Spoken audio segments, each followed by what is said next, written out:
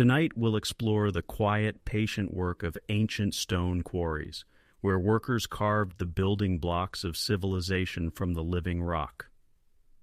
When we look at the great monuments of the ancient world, the pyramids of Egypt, the temples of Greece, the walls of Rome, we often marvel at their scale and their endurance, but we might not think about where all that stone came from. Every block had to be cut from a quarry somewhere, shaped by human hands, and transported to the building site. This work, essential and often overlooked, was one of the great undertakings of the ancient world. Let us begin in Egypt, where the oldest known stone quarries still bear the marks of ancient tools. The Egyptians worked many types of stone. Limestone from the cliffs along the Nile provided the bulk material for the pyramids. Granite from Aswan, hundreds of miles to the south, was used for columns, obelisks, and the most important chambers.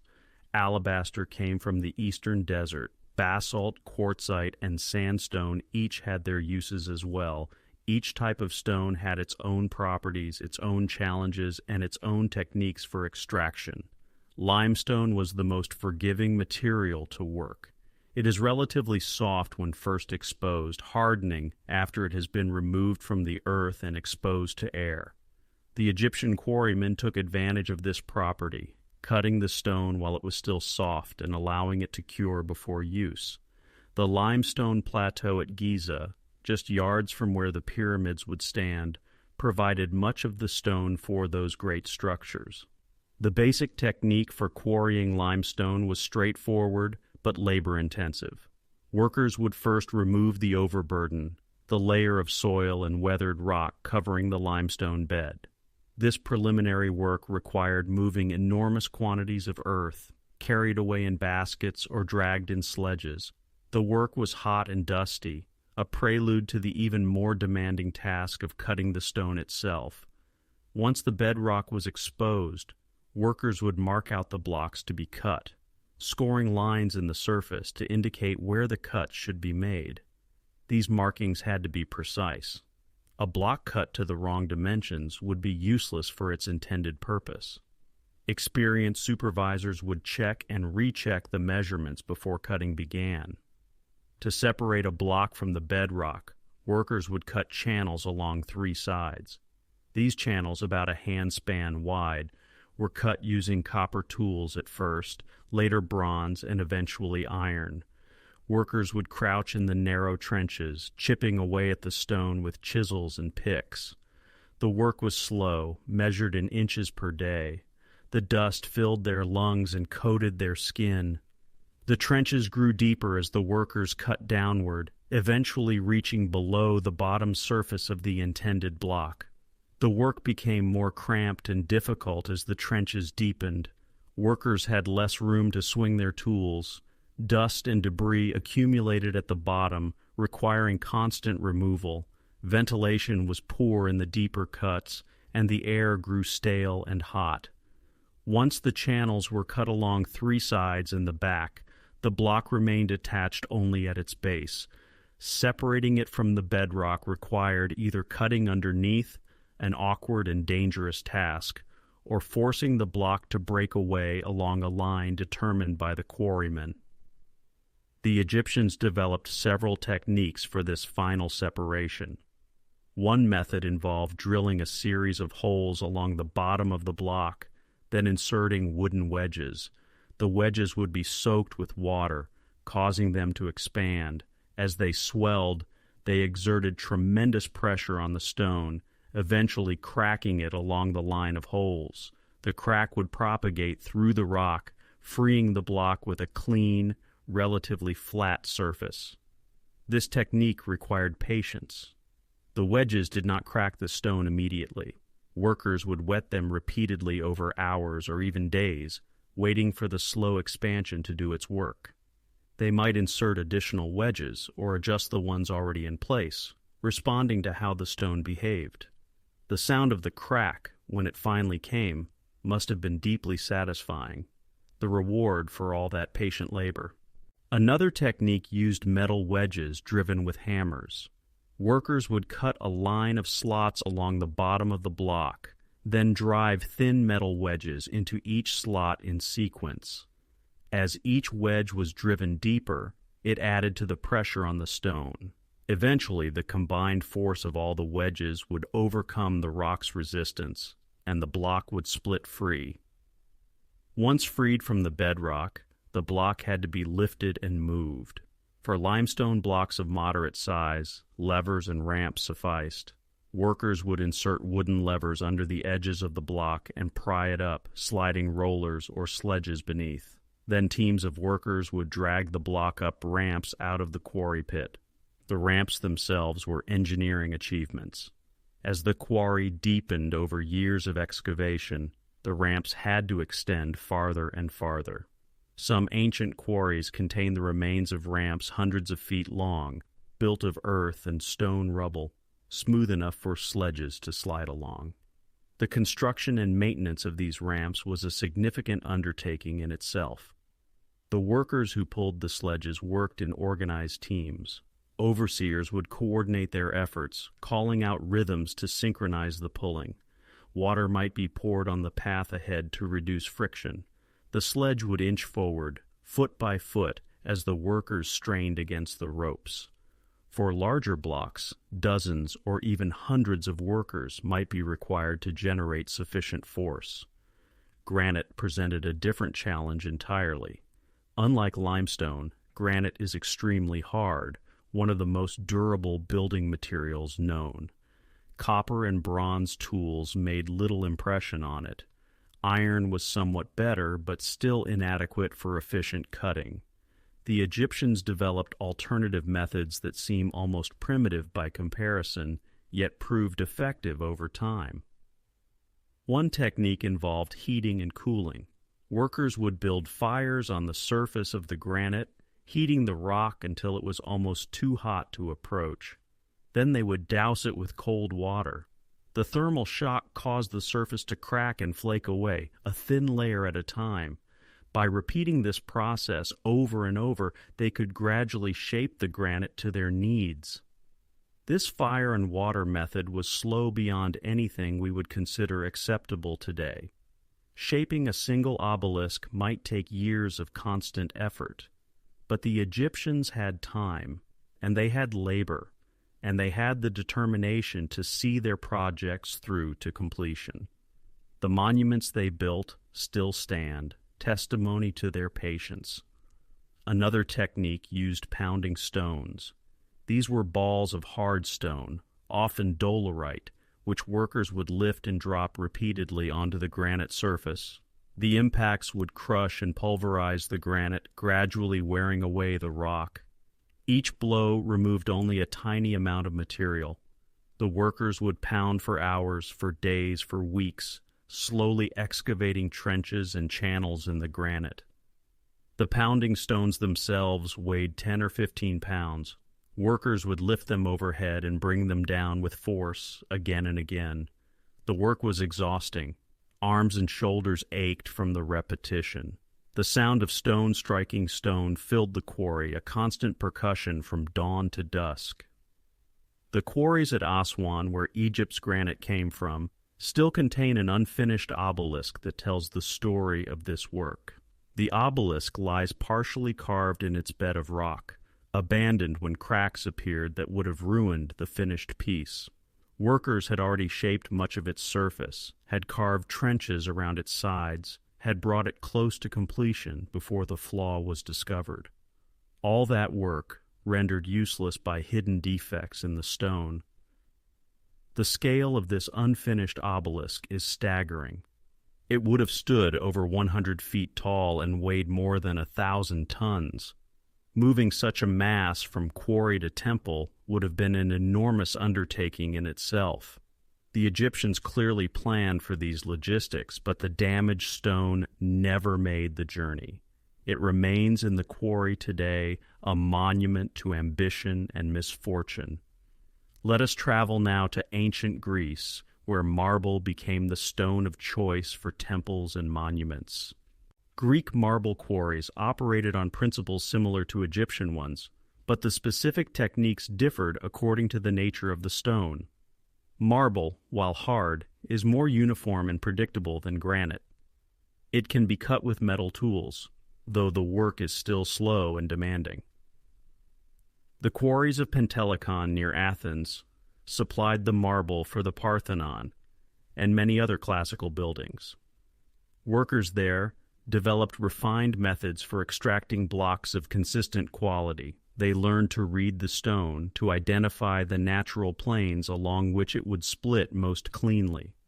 They understood that marble cut in one direction would have a different finish than marble cut another way. The basic quarrying process began with surveying the rock face. Experienced workers would examine the marble, looking for veins and flaws that might affect the final product. They would identify the boundaries of sound stone and plan their cuts accordingly. This preliminary examination was crucial. A flaw discovered after the block was cut would waste all the effort of extraction. Once a block was marked out, workers would begin cutting channels, as in Egypt. Greek quarrymen used iron picks and chisels, which were harder and held their edges better than bronze. Still, the tools dulled quickly against the marble, and blacksmiths worked constantly to resharpen them.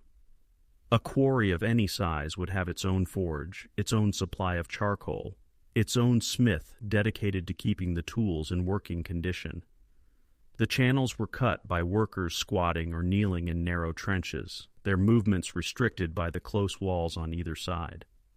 The sound of iron on stone filled the quarry, a constant rhythm of tap, tap, tap as hundreds of workers chipped away at their assigned blocks. Dust hung in the air, marble dust that coated everything and everyone, turning hair and skin white as snow. The Greek quarrymen also used the wedge technique for final separation.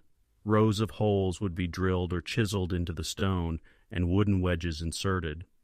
Water would expand the wedges, and the pressure would crack the marble along the intended line. Iron wedges were sometimes used as well, driven with hammers to force the split. The choice of technique depended on the size of the block and the preferences of the quarryman. Once freed, the blocks had to be transported down from the mountain quarries to the building sites below. This was often the most challenging part of the process. The quarries of Pentelicon lie high on a mountainside connected to Athens by steep and winding paths. Moving multi-ton blocks down these slopes required careful planning and skilled execution. The Greeks developed specialized sleds and ramps for this purpose. Blocks would be loaded onto wooden sleds and lowered down inclined ramps, their descent controlled by ropes wrapped around posts set into the ground. Workers would pay out the ropes gradually, using friction to slow the descent. One mistake, one rope that slipped, could send the block careening down the mountainside, destroying everything in its path. Some quarries used different methods. At certain sites, blocks were rolled down prepared channels, their movement controlled by teams of workers stationed along the route. At others, blocks were loaded onto carts or wagons for transport along roads built specifically for this purpose. The method depended on the terrain, the size of the blocks, and the resources available. The Romans inherited these techniques and refined them further. Roman quarries operated on an industrial scale, producing stone for buildings, roads, and aqueducts throughout the empire. The organization was impressive. Different teams handled different tasks: cutting, shaping, loading, transporting. Supervisors coordinated the work, ensuring a steady flow of stone to the construction sites that demanded it. Roman engineers also developed new tools and techniques. The iron wedge saw, pulled back and forth through the stone with sand as an abrasive, could cut through marble more quickly than chiseling alone. Cranes powered by treadmills could lift heavier blocks than human muscle alone. The combination of organized labor and improved technology allowed the Romans to quarry stone at unprecedented rates. The quarries themselves became permanent features of the landscape.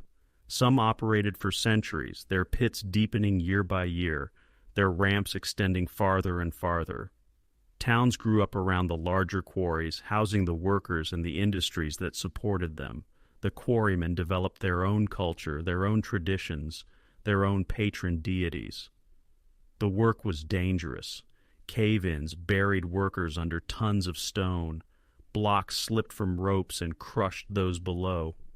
Dust diseases, which we now recognize as silicosis, shortened the lives of those who breathed the stone-laden air year after year. The ancient sources say little about these hazards, but the nature of the work made them inevitable. Despite the dangers, quarrying was considered skilled labor. The best quarrymen could read stone with remarkable accuracy, predicting where it would split and where it would fracture unpredictably. They knew which seams marked the boundaries of sound rock and which indicated hidden flaws. This knowledge, passed from master to apprentice over generations, was essential to successful quarrying. Let us consider the sheer scale of some ancient quarrying operations. The Great Pyramid of Giza contains roughly 2.3 million blocks of limestone and granite. Even accounting for the smaller blocks near the top, the average weight exceeds 2 tons. All of this stone had to be quarried, shaped, transported, and raised into place. The quarrying alone required years of continuous effort by thousands of workers. The Temple of Jupiter at Baalbek in Lebanon contains some of the largest stones ever used in construction. 3 blocks in the foundation, known as the Trilithon, weigh approximately 800 tons each. Another unfinished block still lies in the quarry, estimated at over 1,000 tons. How the Romans planned to move such masses remains a subject of speculation. These extraordinary projects represent the peak of ancient quarrying achievement. But most quarrying was far more modest. Local stone was extracted for local buildings, churches, and houses and walls. Farmers might quarry stone from their own land, using simple techniques passed down through generations. The great quarries supplied the great monuments, but humble quarries supplied the ordinary buildings that made up most of the built environment. In India, ancient quarries supplied the stone for temples carved with intricate sculptures. The sandstone of Rajasthan, the granite of Tamil Nadu, the marble of Rajputana. Each region had its preferred materials and its refined techniques for extraction. Some Indian temples were carved directly from living rock. The quarrying and sculpting merged into a single continuous process. The workers would start at the top and work down, revealing the temple as they went, the rock transformed by patient labor into sacred space. The Khmer builders of Angkor transported millions of tons of sandstone from quarries miles away. The stones were floated down rivers on rafts, then dragged overland to the temple sites. The logistics required coordination on a massive scale, with thousands of workers dedicated to quarrying, transport, and construction working in concert. In Mesoamerica, the Maya and Aztec quarried limestone and volcanic stone for their pyramids and temples. Without metal tools, they relied on stone implements and fire-hardening techniques similar to those used in Egypt. The massive stones of their monuments bear witness to the effectiveness of these methods, however slow they may have been. Across the ancient world, wherever people built in stone, they developed the techniques needed to extract it. The solutions varied according to local materials and traditions, but the challenges were universal: how to cut the stone, how to separate it from the bedrock, how to move it to where it was needed. Every culture that worked in stone had to solve these problems. The quarries themselves became repositories of knowledge. Workers learned their craft on site, absorbing techniques through observation and practice. The skills were not written down in manuals or textbooks. They were transmitted directly from experienced hands to apprentice hands through demonstration and correction. Each quarry had its masters, its experienced workers who understood the stone better than anyone. The social organization of quarrying varied across cultures and eras. In some times and places, quarrying was the work of slaves or conscripted laborers, toiling under compulsion. In others, quarrymen were skilled craftsmen, organized into guilds, taking pride in their work and passing their knowledge to their sons. The stones themselves give no indication of who cut them or under what conditions. They bear only the marks of tools, not the marks of the men who wielded them. Religion often played a role in quarrying as well. In many cultures, removing stone from the earth was not merely a practical matter, but a sacred one. The stone was understood as a gift from the gods, or as a piece of the divine body of the earth. Rituals might accompany the extraction, asking permission, offering thanks, honoring the spirits of the place. The first block cut from a new quarry might be dedicated or sacrificed, given back to the powers that provided it. The tools of the trade evolved slowly over millennia. Copper gave way to bronze, bronze to iron, iron to steel. Each improvement made the work somewhat easier, but the fundamental process remained the same. Identify the stone, cut the channels, separate the block, move it to where it is needed. The marks of ancient quarrymen can still be seen in abandoned quarries around the world. Tool marks score the walls, showing where chisels bit into the stone. Unfinished blocks remain where they were left, their separation incomplete. Ramps and pathways trace the routes by which stone was moved. These quarries are museums of technique, preserving the evidence of work done thousands of years ago. Some quarries were worked for so long that they became vast excavations, holes in the earth hundreds of feet deep. The quarries of Syracuse in Sicily, worked by the Greeks and later by the Romans, became so deep that they were used as prisons. Thousands of captives were held in the cool depths, surrounded by the walls of stone their predecessors had cut. The name of one of these quarries, the Ear of Dionysius, survives today, a testament to its strange acoustics and its grim history. Other quarries became gardens and parks when the work was done. The soft stone of Paris was quarried for centuries from beneath the city itself, creating a labyrinth of tunnels that later became the famous catacombs. The limestone quarries of Indiana became parks and swimming holes once the stone was exhausted, their steep walls and clear water attracting visitors where workers once toiled. The stone that was quarried found its way into buildings that still stand. The marble of the Parthenon still gleams white on the Athenian Acropolis. The limestone of Notre Dame still rises above the Seine.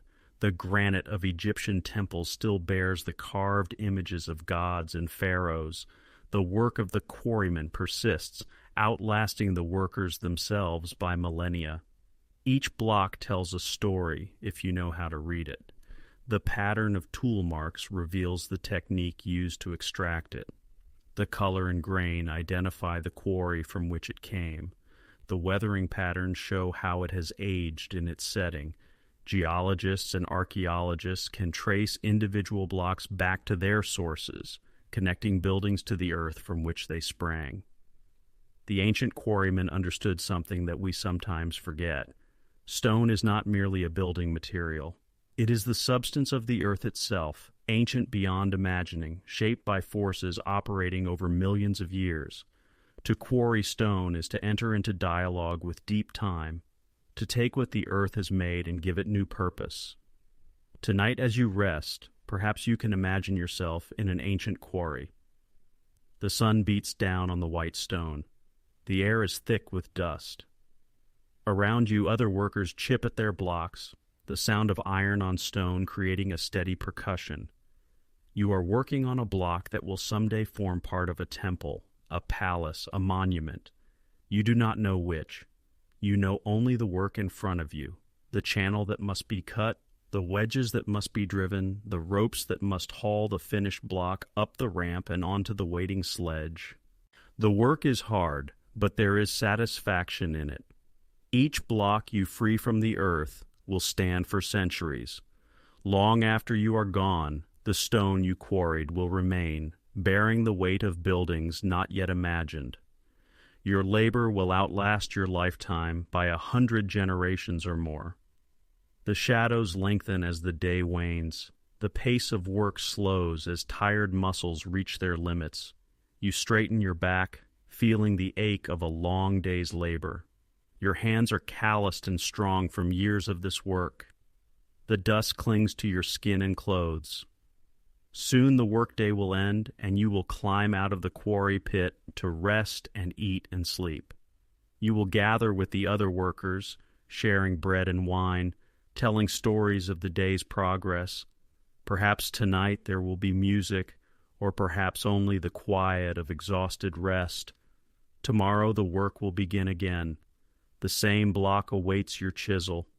The same channel needs deepening. The same wedges will be driven a little further. Day by day, the work advances, invisible in any single session, but unmistakable over weeks and months. The stone waits patiently in its bed. It has waited for millions of years, formed by pressures and processes beyond human comprehension. It can wait a little longer for your chisel to free it.